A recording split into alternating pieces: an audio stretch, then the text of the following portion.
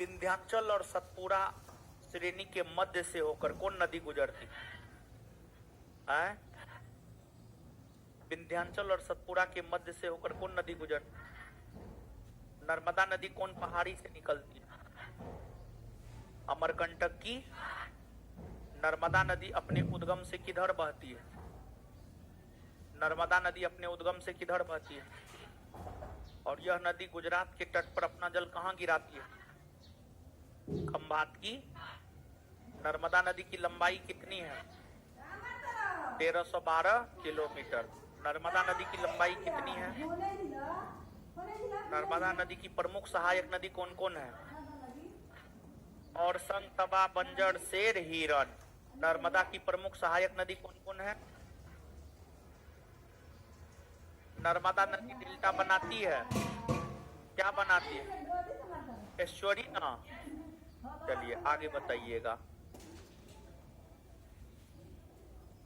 ताप्ती नदी कौन श्रेणी के दक्षिणी भाग से होकर गुजरती? सतपुड़ा ना। यह नदी मध्य प्रदेश के बैतूल जिला के कौन पहाड़ी से निकलती? ताप्ती नदी मध्य प्रदेश के बैतूल जिला के कौन पहाड़ी से निकलती?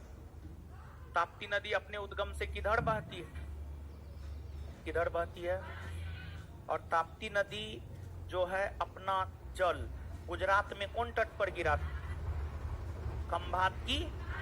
ताप्ती की लंबाई, ताप्ती की लंबाई, यह नदी डेल्टा बनाती है या एस्चुरी? क्या बनाती है? ताप्ती की प्रमुख सहायक नदी कौन कौन है? अरुणावती, मुरना और अच्छा।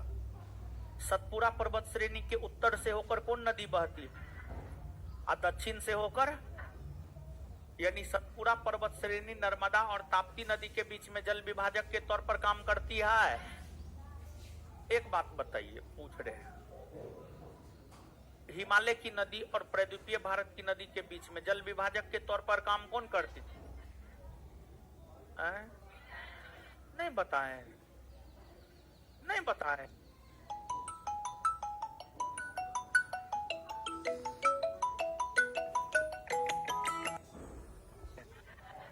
हे भगवान, सुनिए बताते हैं, पहले याद कर लीजिए तो पता। कौन ऐसी नदी है जो कर्क रेखा को 2 बार काटती है? केरल की सबसे लंबी नदी, केरल की सबसे लंबी नदी पेरियार नदी कौन पहाड़ी से निकलती है? अन्नामलाई की पहाड़ी। पेरियार नदी कौन पहाड़ी से निकलती? गोवा की राजधानी पणजी कौन नदी के तट पर?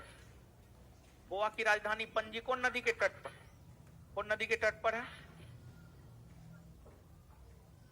जोगिया गोरसप्पा जलप्रपात कौन नदी पर है? शरावती ना।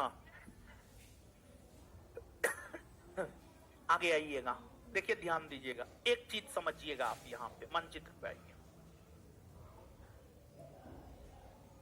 और सुन लीजिए, आपका होमवर्क है। देखिए ऐसे हर कोई तो हर कुछ नहीं है करता है।